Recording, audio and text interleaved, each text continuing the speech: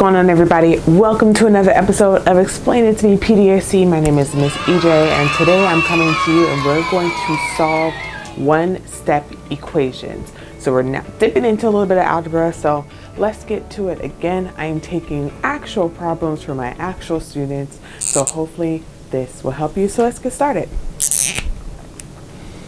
All right, so the first problem we're going to do is x plus 5 equals 33. So there's a couple things you need to remember when you are solving one-step equations. First thing is that you need to get all the variables on one side and all the numbers on the other side of the equal sign, okay?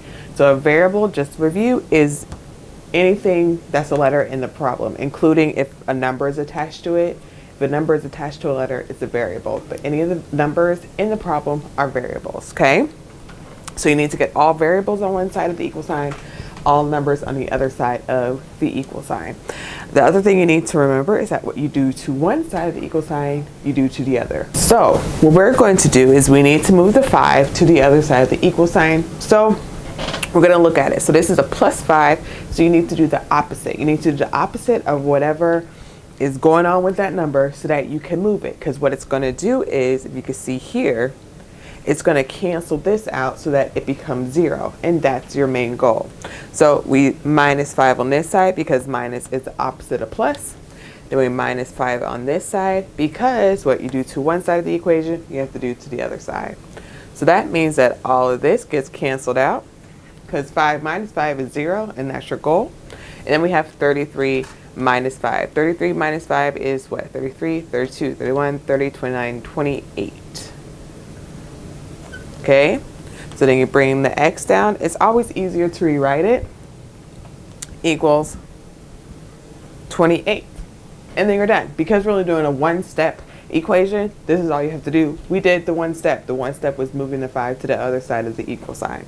So our answer is 28. So we can always double check it. So how you double check it is put your answer into your original problem. So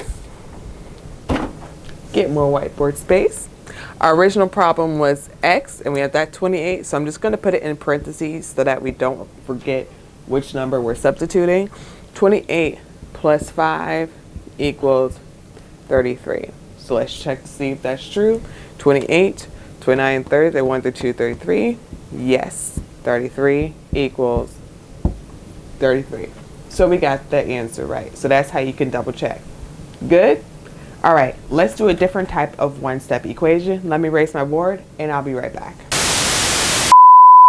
Okay, so we're still working on one-step equations, but now we're going to do it using a fraction. So our question is x over 5 equals 12. Again, I'm taking an example right from the paper, and the paper's on my desk. That's why you see me looking down. That's what I'm looking at. So this is our problem. Fractions are essentially just division. So when you think about that, knowing that you have to move this 5 over here and knowing that you have to do the opposite of it, that helps you out. Opposite of division is multiplication. So since we need to get the variables on one side and the numbers on one side, we're just going to move the 5. Opposite of division is multiplication. In this case, multiplication, I'm going to signify it using a dot. That also means multiplication only because the variable in our problem is x, and if I use x for multiplication, that might be a little bit confusing. So we multiply 5 on this side, we multiply 5 on this side, because when we reduce to one side, you do to the other, right? Yes. All right, so on this side, since we multiplied 5, and since multiplication is the opposite of division, cancel this out. And then on this side, 12 times 5 is 60. So then our answer is x equals 60, because we're only doing one step. Okay?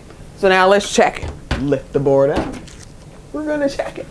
So we're going to substitute our answer into the original problem. So again, I'm just doing the parentheses so that we can keep track of which number we're substituting, and that's 60 in this case.